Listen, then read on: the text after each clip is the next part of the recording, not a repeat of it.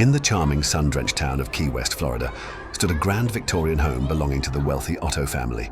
It was here, in the early 1900s, that a peculiar doll entered the life of a young boy named Eugene. The doll was a gift given to Eugene by a Bahamian servant girl named Sarah. Some whispered that Sarah practiced dark magic, and the doll was imbued with something more than just stuffing and thread. Eugene was immediately captivated. He named the doll Robert, and the two became inseparable. Robert sat at the dinner table, rode in the family car, and slept in Eugene's bed. Soon strange things began to happen.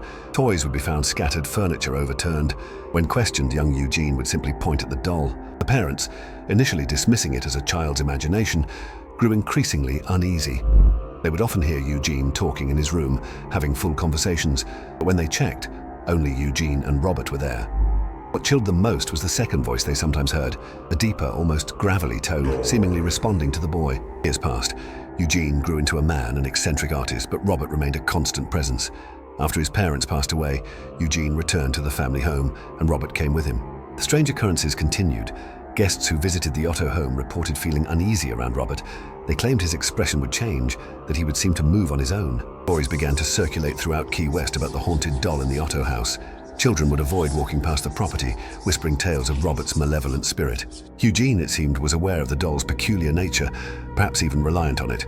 He continued to treat Robert as a living being, even giving him his own room with a view. Eventually, Eugene Otto passed away.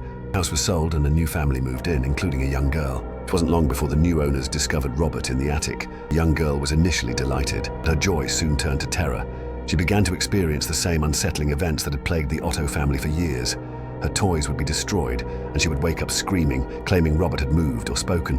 The family, disturbed by their daughter's increasingly erratic behavior and the strange occurrences in the house, eventually decided to part ways with Robert. Today, Robert the doll resides under glass at the Fort East Martello Museum in Key West. He is a local legend, a macabre curiosity that draws visitors from all over the world. But even behind the thick glass, Robert's presence is said to be felt. Visitors often report strange malfunctions with their cameras and electronic devices when trying to photograph him.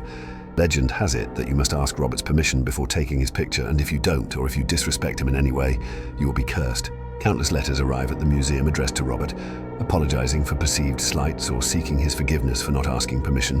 Whether Robert is truly possessed or simply a vessel for the power of suggestion and fear remains a mystery. But one thing is certain, the legend of Robert the doll continues to captivate and unnerve, a chilling reminder of the strange and unexplained that can sometimes reside within the most ordinary of objects. If you enjoyed watching this video, like and subscribe to Curious Oddities. Stay tuned for more.